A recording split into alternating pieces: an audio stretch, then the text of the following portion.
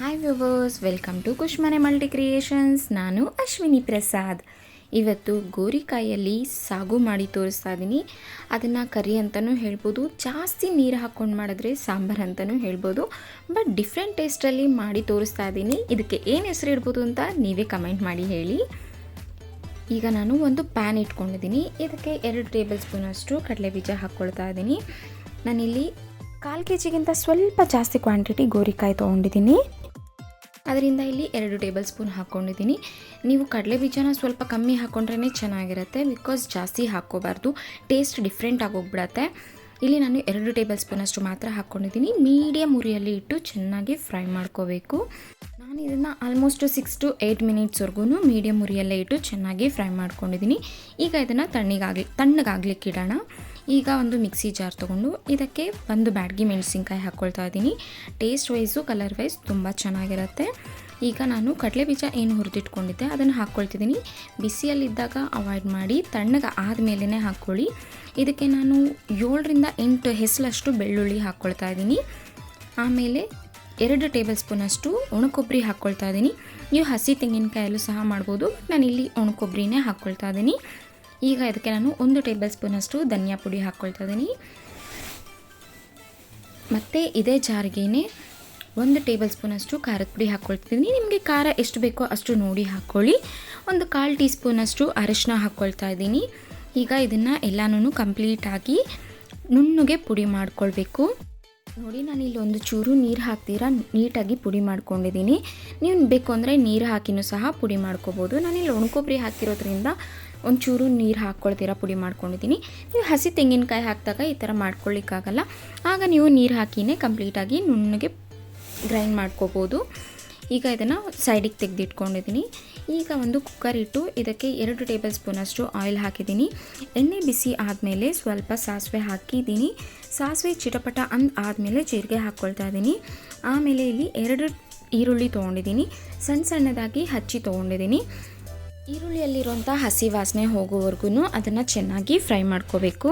ನೀವಿನ್ನೂ ಯಾರಾದರೂ first time ನನ್ನ ಚಾನಲ್ನ ನೋಡ್ತಿದ್ರೆ ಪ್ಲೀಸ್ ಸಬ್ಸ್ಕ್ರೈಬ್ ಮಾಡ್ಕೊಳ್ಳಿ, ಬೆಲ್ ಐಕಾನ್ ಪ್ರೆಸ್ ಮಾಡಿ.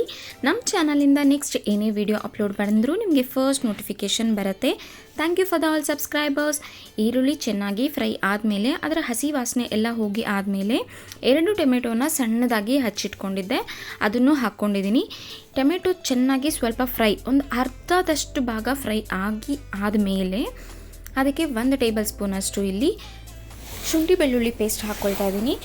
ನಾವು ಆಲ್ರೆಡಿ ಮಿಕ್ಸಿ ಜಾರಿಗೂ ಸ್ವಲ್ಪ ಬೆಳ್ಳುಳ್ಳಿ ಹಾಕ್ಕೊಂಡಿರೋದ್ರಿಂದ ಇಲ್ಲಿ ಸ್ವಲ್ಪನೇ ಕಮ್ಮಿ ಕ್ವಾಂಟಿಟಿಯಲ್ಲಿ ಶುಂಠಿ ಬೆಳ್ಳುಳ್ಳಿ ಪೇಸ್ಟ್ನ ಯೂಸ್ ಮಾಡಿ. ನೀವು ಅಲ್ಲೇನಾದರೂ ಬೆಳ್ಳುಳ್ಳಿನ ಸ್ಕಿಪ್ ಮಾಡಿದ್ರೆ ಇಲ್ಲಿ ಜಾಸ್ತಿನೂ ಸಹ ಹಾಕ್ಕೋಬೋದು. ನಾನಿಲ್ಲಿ ಜಸ್ಟ್ 1 ಟೇಬಲ್ ಸ್ಪೂನಷ್ಟು ಹಾಕ್ಕೊಂಡು ಚೆನ್ನಾಗಿ ಅದನ್ನು ತಿರುಗಿಸ್ಕೊಳ್ತಾ ಇದ್ದೀನಿ. ಬಿಕಾಸ್ ನೀವು ಈ ಥರ ತಿರುಗಿಸ್ಕೊಳ್ತಾನೆ ಇರಬೇಕು. ಶುಂಠಿ ಬೆಳ್ಳುಳ್ಳಿ ಪೇಸ್ಟ್ ಹಾಕಿದ ತಕ್ಷಣ ನಿಮಗೆ ತಳಕ್ಕೆ ಅಂಟ್ಕೊಳ್ತಾ ಇರತ್ತೆ. ಅದರಿಂದ ಸ್ವಲ್ಪ ಸಿಮ್ಮಿಂದ ಹೈ ಫ್ಲೇಮಲ್ಲಿ, ಮೀಡಿಯಮ್ ಟು ಸಿಮ್ ಒಂದು ಫ್ಲೇಮಲ್ಲಿಟ್ಟು ಅದನ್ನು ಚೆನ್ನಾಗಿ ತಿರುಗಿಸ್ಕೊಳ್ತಾ ಬರಬೇಕು. ಈಗ ಟೊಮೆಟೊ ಬೇಯಲಿಕ್ಕೋಸ್ಕರ ನಾನು ಸ್ವಲ್ಪ ಉಪ್ಪು ಹಾಕ್ಕೊಂಡು ಮತ್ತೆ ಅದನ್ನು ಕಂಪ್ಲೀಟಾಗಿ ಚೆನ್ನಾಗಿ ಬೇಯಿಸ್ಕೊಳ್ತಾ ಇದ್ದೀನಿ. ನೀವು ಈ ಥರ ಶುಂಠಿ ಬೆಳ್ಳುಳ್ಳಿ ಪೇಸ್ಟ್ ಹಾಕಿದ್ಮೇಲೆ ಒಂದು ಸಲ ಟ್ರೈ ಮಾಡಿ ನೋಡಿ, ಅದು ತಳಕ್ಕೆ ಅಂಟ್ಕೊಳ್ತಾ ಇರತ್ತೆ. ಅದಕ್ಕೋಸ್ಕರ ನೀವು ಹೀಗೆ ಕಲಿಸ್ತಾನೆ ಇರಬೇಕು. ಶುಂಠಿ ಬೆಳ್ಳುಳ್ಳಿ ಪೇಸ್ಟಲ್ಲಿರುವಂಥ ಹಸಿ ವಾಸನೆ ಎಲ್ಲ ಕಂಪ್ಲೀಟಾಗಿ ಹೋಗಬೇಕು. ಪ್ಲಸ್ ಟೊಮೆಟೊನು ಚೆನ್ನಾಗಿ ಬೆಂದು ಆದಮೇಲೆ 1/4 kg ಸ್ವಲ್ಪ ಜಾಸ್ತಿ ಕ್ವಾಂಟಿಟಿ ಇದೆ. ಅದು ಗೋರಿಕಾಯಿನ ಸಣ್ಣದಾಗಿ ನೋಡಿ ಈ ಥರ ಸಣ್ಣದಾಗಿ ಕಟ್ ಮಾಡಿ ತೊಗೊಂಡಿದ್ದೀನಿ.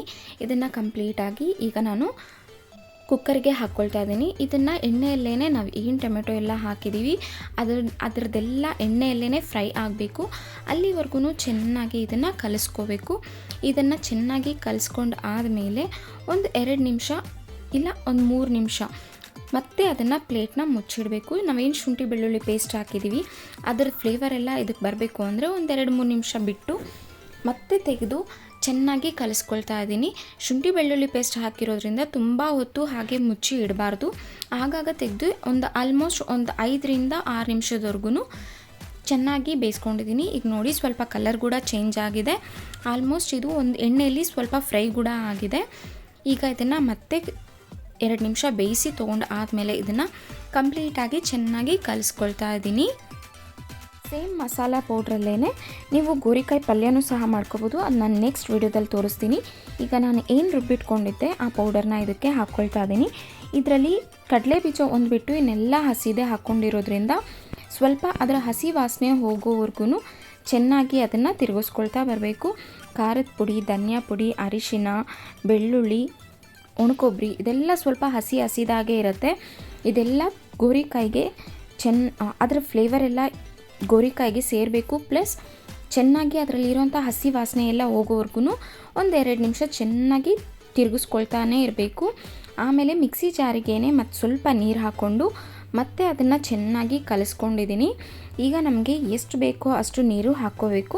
ನಮಗೆ ಜಾಸ್ತಿ ಕ್ವಾಂಟಿಟಿಯಲ್ಲಿ ಬೇಕು ಅಂದರೆ ಸ್ವಲ್ಪ ನೀರಾಗಿ ಮಾಡ್ಕೊಳ್ಳಿ. ರೈಸ್ಗೆ ಬೇಕು ಅಂದರೆ, ಇಲ್ಲ ನಾವು ಚಪಾತಿ ಪೂರಿಗೆ ಮಾಡ್ಕೊಳ್ತಿದ್ದೀವಿ ಅಂದರೆ ಸ್ವಲ್ಪ ಗಟ್ಟಿಯಾಗಿ ಮಾಡ್ಕೋಬೇಕು.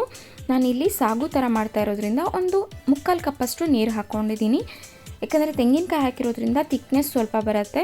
ಕಡಲೆ ಬೀಜನೂ ಸ್ವಲ್ಪ ತಿಕ್ನೆಸ್ ಕೊಡೋದ್ರಿಂದ ನಾನಿಲ್ಲಿ ಸ್ವಲ್ಪ ಮೀಡಿಯಮ್ ಆಗಿ ನೀರು ಹಾಕ್ಕೊಂಡಿದ್ದೀನಿ. ಅಂದರೆ ಒಂದು 3/4 ಗ್ಲಾಸಷ್ಟು ನೀರನ್ನ ಹಾಕ್ಕೊಂಡಿದ್ದೀನಿ. ನೀವು ಮಾಡುವಾಗ ನಿಮಗೆ ಗೊತ್ತಾಗುತ್ತೆ ಎಷ್ಟು ನೀರು ಹಾಕ್ಕೋಬೇಕು ಅಂತ. ಈಗ ನಾನು ನೀರು ಎಷ್ಟು ಬೇಕೋ ಅಷ್ಟು ಹಾಕ್ಕೊಂಡು ಆದಮೇಲೆ ಗರಂ ಮಸಾಲ ಸ್ವಲ್ಪ ಹಾಕ್ಕೊಳ್ತಾ ಇದ್ದೀನಿ. ಈ ಟೈಮಲ್ಲಿ ನಿಮಗೆ ಬೇಕು ಅಂದರೆ ಉಪ್ಪು ನೋಡಿ ಹಾಕ್ಕೋಬೇಕು. ಉಪ್ಪು ಖಾರ ಎಲ್ಲ ಕರೆಕ್ಟಾಗಿದೆಯಾ ಅಂತ ರುಚಿನೂ ಸಹ ನೋಡ್ಕೋಬೋದು. ಈಗ ನಾನು ಸ್ವಲ್ಪ ಕೊತ್ತಂಬರಿ ಸೊಪ್ಪು ಹಾಕಿ ಚೆನ್ನಾಗಿ ಕಲಿಸ್ಕೊಂಡು ಈಗ ಇದನ್ನು 2 ವಿಷಲ್ಲು, ನಿಮ್ಮ ವಿಷಲ್ಸಲ್ಲಿ ಎಷ್ಟು ಬೇಯುತ್ತೆ ಅಂತ ನಿಮ್ಗೆ ಗೊತ್ತಿರುತ್ತೆ. ನನ್ನ ಕುಕ್ಕರಲ್ಲಿ 2 ವಿಷಲ್ ಸಾಕು. 2 ವಿಷಲ್ ಕೂಗಿಸ್ಕೊಂಡಿದ್ದೀನಿ. ನೋಡಿ ಈಗ ನನಗೆ ಒಂದು ಸ್ವಲ್ಪನೇ ನೀರಿದೆ, ಗ್ರೇವಿ ಥರ ಆಗಿದೆ, ಲೈಕ್ ಕರಿ ಥರ ಆಗಿದೆ, ಸಾಗು ಥರ ಆಗಿದೆ, ತುಂಬ ನೀರಿಲ್ಲ. ಎಷ್ಟು ಚೆನ್ನಾಗಿ ಬಂದಿದೆ ಅಂತ ನೋಡಿ. ಈ ರೆಸಿಪಿ ನಿಮಗೆ ಇಷ್ಟ ಆಗಿದ್ದರೆ ಪೂರಿಗೆ ಚಪಾತಿಗೆ ತುಂಬಾ ಚೆನ್ನಾಗಿರುತ್ತೆ. ಒಂದು ಸಲ ಟ್ರೈ ಮಾಡಿ ನಿಮ್ಮ ಒಪಿನಿಯನ್ ಏನಿದ್ರೂ ಕಮೆಂಟ್ ಮೂಲಕ ತಿಳಿಸಿ.